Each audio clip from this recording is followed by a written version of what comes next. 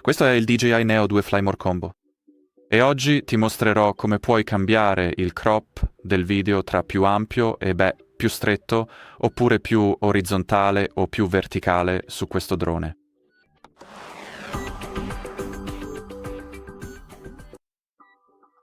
Quindi, per iniziare, dovrai attivare la modalità di registrazione video, sia premendo questo pulsante sul radiocomando, sia tramite questo menu. E ora, mentre sei in modalità video, guarda semplicemente alla sinistra del pulsante di scatto.